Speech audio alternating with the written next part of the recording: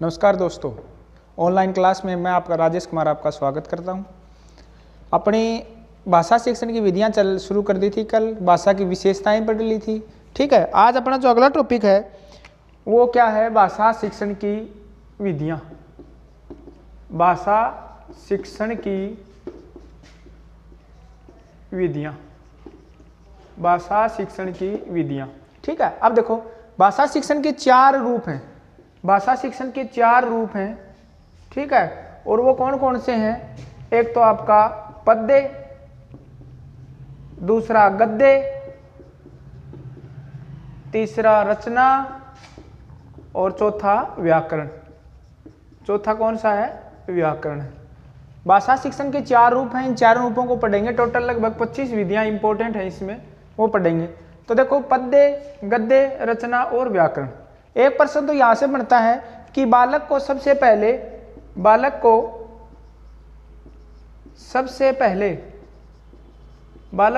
पहले भाषा शिक्षण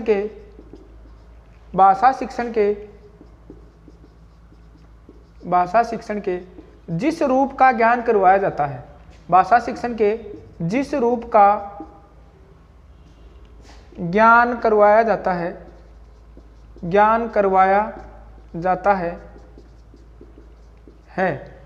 वो कौन सा है? देखो, ऑप्शन ए है पद्य, ऑप्शन बी है गद्य, ऑप्शन सी है रचना और ऑप्शन डी है व्याकरण।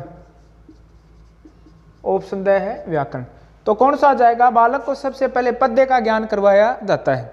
ठीक है, देखो भाषा शिक्षण के 4 रूप हैं, गद्य, पद्य, रचना और व्याकरण। और बालक को सबसे पहले जिसका ज्ञान करवाया जाता है वो क्या आता है?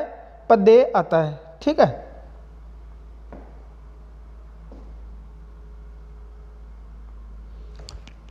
अब देखो आगे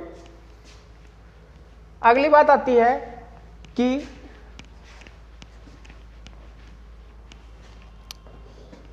सबसे पहले बात आती है कि पद्य शिक्षण क्या होता है, या पद्य शिक्षण की विधियां। पद्य शिक्षण की विधियां। ठीक है, तो देखो पद्य शिक्षण की विधियों में सबसे पहले देखो, पद्य जो है इसका मुख्य उद्देश्य कक्षा में बालकों को रसानुभूति करवाना होता है, कक्षा में आनंद का वातावरण स्थापित करना होता है। ठीक है, पूरे संसार में बालक को सबसे पहले जिस भाषा शिक्षण के जिस रूप का ज्ञान करवाया जाता है वो कौन सा होता है? पद्य शिक्षण होता है। ठीक है, बालक को जिसका ज्ञान करवाया जाता है वो कौन सा होता है? पद्य शिक्षण होता है। ठीक है, उसके बाद में पद्य जो है, एक आता है आपका गद्य।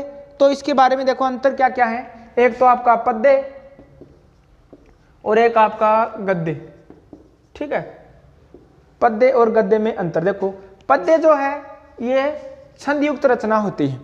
पद्य जो है यह छंद युक्त रचना होती है। यह छंद युक्त रचना होती है। ठीक है, उसके बाद में गद्य जो है यह छंद विहीन रचना होती है। यह छंद विहीन रचना होती है। यह छंद विहीन रचना होती है। यह छंद युक्त रचना होती है, यह छंद विहीन रचना होती है। दूसरा आता है पद्य में क्या होता है? लय और ताल होती है। ठीक है, पद्य में लय एवं ताल, यति एवं गति होती है। लय, ताल, ठीक है, यति एवं गति होती है। जबकि इसमें लय ताल गति नहीं होती है। लय ताल गति नहीं होती है। ठीक है, उसके बाद में तीसरा आता है पद्य जो है ये इसमें रसानुभूति होती है। बहुत अच्छा प्रश्न पूछा जाता है कि पद्य शिक्षण का मुख्य उद्देश्य होता है। ठीक है, तो मुख्य उद्देश्य होता है कि इसमें रसानुभूति होती है। इसमें रसानुभूति होती है। ठीक है, और इसमें क्या होगा? रसानुभूति नहीं होती है। इसमें रसानुभूति नहीं होती है, इसमें रसानुभूति नहीं होती है। तो देखो तीन अंतर तो ये हो गई है, छंद युक्त रचना होती है, ये छंद विहीन रचना होती है। पद्य में लय ताल यति गति होती है, इसमें लय ताल गति यति नहीं होती, इसमें रसानुभूति है, इसमें रसानुभूति नहीं होती है। ठीक है। उसके बाद में आगे पद्य जो है ये भाव प्रधान रचना है और गद्य आपकी विचार प्रधान रचना है। ठीक है। उसके बाद में इसमें भाव, पद्य में आपके भाव हृदय से निकलते हैं और गद्य में मस्तिष्क से निकलते हैं। ठीक है। गद्य में क्या होता है, चिंतन होता है। तो देखो पद्य जो है यह भाव प्रधान रचना होती है, यह भाव प्रधान रचना होती है, यह भाव प्रधान रचना होती है। और जो आपकी गद्य है यह विचार प्रधान रचना होती है, विचार प्रधान रचना होती है, विचार प्रधान रचना होती है। पद्य जो है यह भाव प्रधान रचना होती है और गद्य है यह विचार प्रधान रचना होती है। उसके बाद में अगला पद्य जो है इसमें भाव हृदय से निकलते हैं, इसमें भाव हृदय से निकलते हैं, हृदय से निकलते हैं। और आपका गद्य में जो है भाव, इसमें भाव, इसमें विचार, सॉरी इसमें विचार है वो कहां से निकलते हैं, इसमें विचार मस्तिष्क से निकलते हैं। ठीक है, मस्तिष्क से निकलते हैं। कहने का भाव ये है कि गद्य जो है इसमें चिंतन होता है। ठीक है, गद्य में चिंतन होता है, गद्य में चिंतन होता है। ठीक है, ये आपके होगा गद्य और पद्य में रचना अंतर। दोबारा सुन लो, पद्य जो है छंद युक्त रचना, यह छंद विहीन रचना होती है, इसमें लय ताल यति गति का महत्व दिया जाता है, इसमें लय ताल गति नहीं होती। ये भाव प्रधान होती है, ये विचार प्रधान होती है, इसमें भाव हृदय से निकलते हैं, इसमें विचार मस्तिष्क से निकलते हैं। अब एक प्रश्न है कि गद्य और पद्य में महत्वपूर्ण कौन सा होता है। पद्य जो है गद्य की तुलना में अधिक महत्वपूर्ण होता है क्योंकि इसमें जो भी भाव निकलते हैं वो हृदय से निकलते हैं। ठीक है, तो देखो अगर ज़्यादा महत्वपूर्ण होगा वो कौन सा होगा, गद्य और पद्य की तुलना में पद्य आपका अधिक महत्वपूर्ण होता है। ठीक है, नोट लगा के लिख देता हूं कि पद्य रचना गद्य की तुलना में, गद्य की तुलना में अधिक, गद्य की तुलना में अधिक महत्वपूर्ण होती है, गद्य की तुलना में अधिक महत्वपूर्ण होती है क्योंकि पद्य में भाव, क्योंकि पद्य में भाव हृदय से निकलते हैं, हृदय से निकलते हैं। ठीक है, ये आपकी हो गई पद्य के बारे में। अब एक अच्छा प्रश्न है आपका पूछा हुआ है रीट में, प्रश्न ये है कि पद्य शिक्षण का मुख्य उद्देश्य होता है, पद्य शिक्षण का मुख्य उद्देश्य होता है, पद्य शिक्षण का मुख्य उद्देश्य होता है। ऑप्शन ए है व्याकरण का ज्ञान, व्याकरण का ज्ञान। ऑप्शन बी है शब्द भंडार में वृद्धि, शब्द भंडार में वृद्धि। ऑप्शन सी है शुद्ध उच्चारण ज्ञान। और चौथा ऑप्शन है आपका रसानुभूति करवाना, रसानुभूति करवाना, रसानुभूति करवाना। ये क्या है आपका चौथा आंसर क्या हो जाएगा कि पद्य शिक्षण का मुख्य उद्देश्य रसानुभूति करवाना या कक्षा में आनंद का वातावरण स्थापित करना या आनंद आपका रसास्वनव करवाना, ये किसके अंतर्गत आएगा, इसके अंतर्गत आता है। ठीक है, अब आती है बात आगे पद्य शिक्षण की परिभाषाएं। इंपॉर्टेंट परिभाषाएं हैं, आपकी संस्कृत में भी चलती है, हिंदी में भी। पद्य शिक्षण की प्रमुख परिभाषाएं। ठीक है, एक प्रश्न और यहां से बनता है कि क्वेश्चन यह है कि बालक को सबसे पहले विद्यालय में ज्ञान करवाया जाता है, ज्ञान करवाया जाता है। ऑप्शन ए है पद्य शिक्षण का, पद्य शिक्षण। ऑप्शन बी है गद्य शिक्षण। ऑप्शन सी है रचना शिक्षण। और ऑप्शन डी है आपका पठन शिक्षण, पठन शिक्षण। तो बालक को सबसे पहले जिसका ज्ञान करवाया जाता है पूरे वर्ल्ड में वो कौन सा आपका पद्य शिक्षण, यानी बालक को सबसे पहले कविता का ज्ञान करवाया जाता है। ठीक है, पूरे वर्ल्ड के अंदर आप कहीं पर चले जाओ तो बालक को सबसे पहले किसका ज्ञान करवाया जाता है, पद्य शिक्षण का ज्ञान करवाया जाता है। और पद्य शिक्षण का ज्ञान करवाने का जो मुख्य उद्देश्य होता है वो बालकों के शब्द भंडार में वृद्धि नहीं, व्याकरण का ज्ञान नहीं, केवल और केवल कक्षा में आनंद का वातावरण स्थापित करना, कक्षा में बालकों को रसानुभूति करवाना, यही पद्य शिक्षण का मुख्य उद्देश्य माना जाता है। ठीक है, अब आती हैं पद्य शिक्षण की परिभाषाएं। इंपॉर्टेंट हैं परिभाषाएं जो आपकी संस्कृत में भी हैं, और वो परिभाषाएं क्या हैं। ठीक है, पद्य शिक्षण की परिभाषाएं, पद्य शिक्षण की परिभाषा। ठीक है, पद्य शिक्षण की परिभाषा। और सबसे पहले पद्य शिक्षण की परिभाषा में आता है आचार्य विश्वनाथ की, आचार्य विश्वनाथ, आचार्य विश्वनाथ की परिभाषा क्या है, वाक्यम रसात्मकम काव्यम, वाक्यम रसात्मकम, वाक्यम रसात्मकम काव्यम, काव्यम।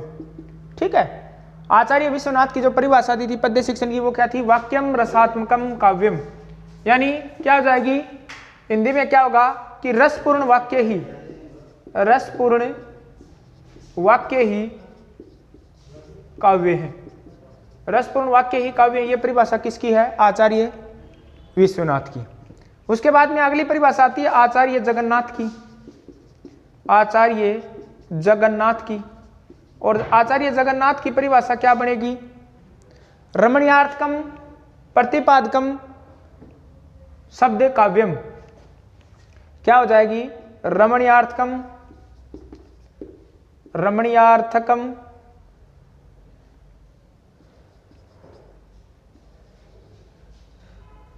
रमणीयार्थकम प्रतिपादकम, प्रतिपादकम शब्द काव्यम।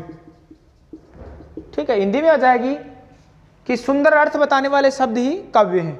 ठीक है, आचार्य जगन्नाथ की पद्य शिक्षण की परिभाषा क्या है कि सुंदर अर्थ, सुंदर अर्थ बताने वाले शब्द ही, सुंदर अर्थ बताने वाले शब्द ही,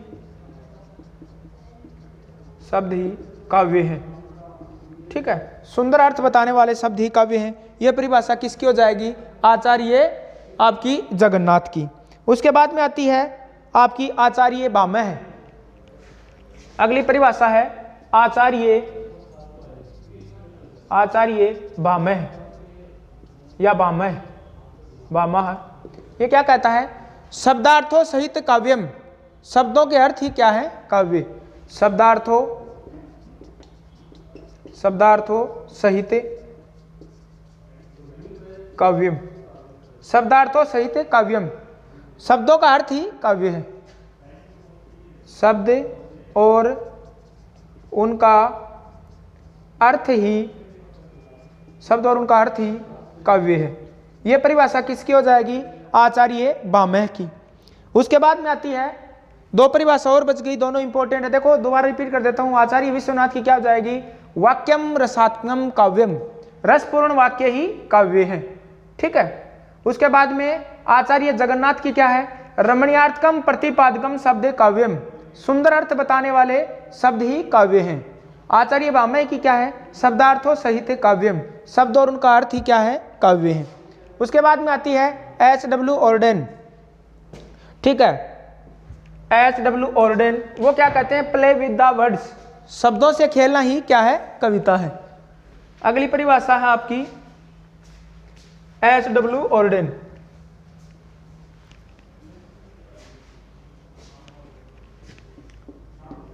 H.W. ऑर्डेन की, और ये क्या कहता है, प्ले विद द वर्ड्स। ठीक है, play with the words, play with the words, यानी कहने का अर्थ ये है कि शब्दों से खेलना ही क्या है, काव्य। शब्दों से खेलना ही कविता है, शब्दों से खेलना ही कविता है। ये किसकी है, एस.डब्ल्यू. ऑर्डेन की। ठीक है, और लास्ट परिभाषा आपकी आचार्य रामचंद्र शुक्ल की। ठीक है, आचार्य रामचंद्र शुक्ल की, आचार्य रामचंद्र शुक्ल, आचार्य रामचंद्र शुक्ल। ठीक है, और आचार्य रामचंद्र शुक्ल की जो परिभाषा वो क्या है कि आत्मा की मुक्तावस्था ज्ञान दशा कहलाती है। ठीक है, आत्मा की मुक्तावस्था, आत्मा की मुक्तावस्था, आत्मा की मुक्तावस्था ज्ञान दशा कहलाती है, आत्मा की मुक्तावस्था ज्ञान दशा कहलाती है। हृदय की मुक्तावस्था रस दशा कहलाती है, आत्मा की मुक्तावस्था ज्ञान दशा, हृदय की मुक्तावस्था, हृदय की मुक्तावस्था रस दशा कहलाती है, हृदय की मुक्तावस्था रस दशा कहलाती है। आत्मा की मुक्तावस्था ज्ञान दशा, हृदय की मुक्तावस्था रस दशा कहलाती है। ठीक है, हृदय की मुक्तावस्था वाणी का विधान करती है, और हृदय की मुक्तावस्था, हृदय की मुक्तावस्था, हृदय की मुक्तावस्था वाणी का विधान करती है, हृदय की मुक्तावस्था वाणी का विधान करती है। यह किसकी परिभाषा है, आचार्य रामचंद्र शुक्ल की। ठीक है, आत्मा की मुक्तावस्था ज्ञान दशा, हृदय की मुक्तावस्था रस दशा, और हृदय की मुक्तावस्था वाणी का क्या करती है, विधान करती है। ये आपकी 6 परिभाषाएं हैं। ठीक है, कौन कौन सी थी, सबसे पहले आचार्य किसकी, आचार्य विश्वनाथ की, और परिभाषा आचार्य विश्वनाथ की क्या थी, रमणीयार्थकम प्रतिपादकम शब्द काव्यम। ठीक है, सुंदर अर्थ बताने वाले शब्द काव्य है। दूसरी थी आचार्य जगन्नाथ की, क्या थी परिभाषा, ठीक है, आपका रमणीयार्थकम प्रतिपादकम आपका शब्द काव्यम। ठीक है, उसके बाद में आपकी तीसरी जो परिभाषा थी वो किसकी थी, एस.डब्ल्यू. ऑर्डेन की, प्ले विद द वर्ड्स। उसके बाद में हमने पढ़ी किसकी, आचार्य रामचंद्र शुक्ल की। ये क्या है, कहता है कि आत्मा की मुक्त अवस्था ज्ञान दशा कहलाती है, हृदय की मुक्त अवस्था रस दशा, और हृदय की मुक्त अवस्था क्या करती है, वाणी का विधान करती है। ठीक है, ये आपकी क्या हो गई, पद्य शिक्षण की परिभाषाएं। ठीक है, पद्य शिक्षण का मुख्य उद्देश्य बालकों को क्या है, रसानुभूति करवाना, कक्षा में आनंद का वातावरण स्थापित करना। बालक को सबसे पहले विद्यालय में पद्य शिक्षण का ज्ञान करवाया जाता है। ठीक है, पद्य शिक्षण के भाव हृदय से निकलते हैं। ठीक है, अब आती है बात पद्य शिक्षण या कविता शिक्षण के उद्देश्य। ठीक है, पद्य शिक्षण का, पद्य शिक्षण के उद्देश्य, पद्य शिक्षण के उद्देश्य। देखो पद्य शिक्षण के उद्देश्य में सबसे पहले आता है कि पद्य शिक्षण क्यों पढ़ाना जाना चाहिए, इससे बालकों में क्या होगा, क्यों, इसका उद्देश्य क्या, उद्देश्य का मतलब होता है कि बालकों में ऐसा क्या होगा कि बालक के पद्य शिक्षण को पढ़ाना चाहिए। तो पहला आपका आता है कि पद्य शिक्षण का मुख्य उद्देश्य कक्षा कक्ष में आनंद का वातावरण स्थापित करना या बालकों में रसानुभूति करवाना। तो इंपॉर्टेंट है पहली बात, पद्य शिक्षण का,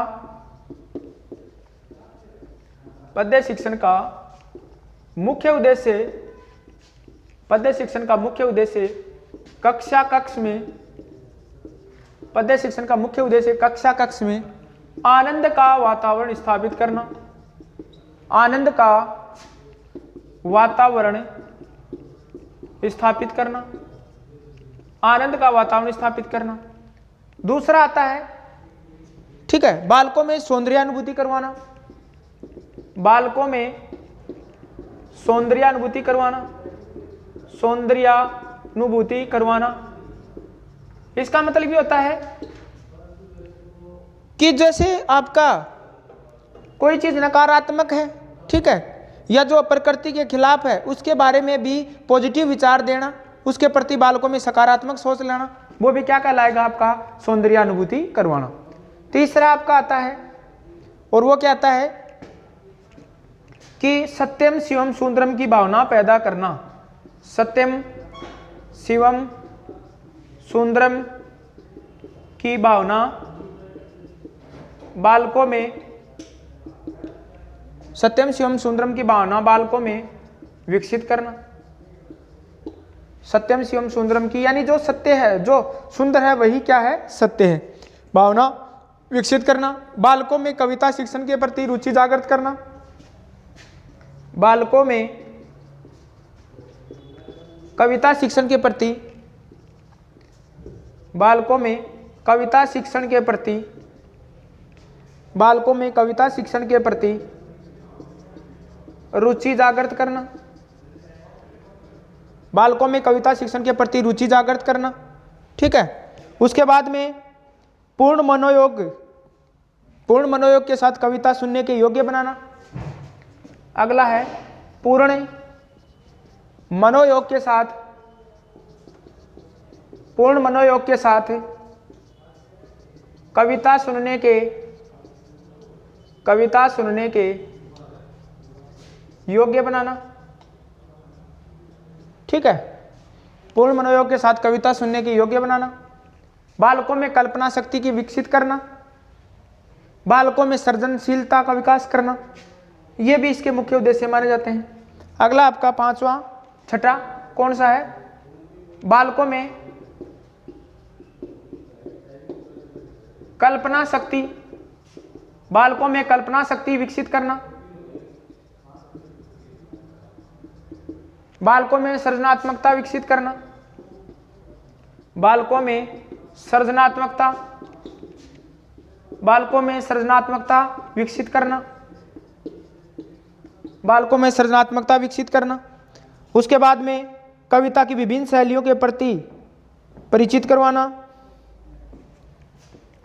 कविता की विभिन्न शैलियों, कविता की विभिन्न शैलियों, कविता की विभिन्न शैलियों से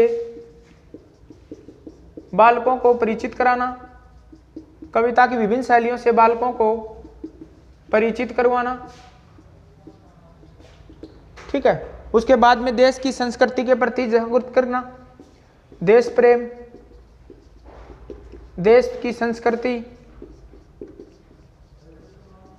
ठीक है, पर्यावरण आदि के प्रति बालकों की सोच, बालकों की सोच सकारात्मक करना। बालकों की सोच सकारात्मक करना। बालकों की सोच सकारात्मक करना। और लास्ट आपका आता है इसमें सद्वर्तियों का विकास करना। सद्वर्तियों का विकास करना। ये आपका पद्य शिक्षण के मुख्य उद्देश्य माने जाते हैं। कक्षा में आनंद का वातावरण स्थापित करना, रसानुभूति करवाना, कल्पना शक्ति का विकास करना, सद्वर्तियों का विकास करना, देश प्रेम की भावना जागृत करना, बालकों को कविता सुनने के योग्य बनाना, बालकों में सृजनात्मकता का विकास करना, बालकों में कल्पना शक्ति का विकास करना। ठीक है। ये क्या है, पद्य शिक्षण के मुख्य उद्देश्य। ठीक है। अब आती हैं आगे पद्य शिक्षण की विधियां। पद्य शिक्षण की विधियां, ठीक है, जो पढ़ेंगे कल।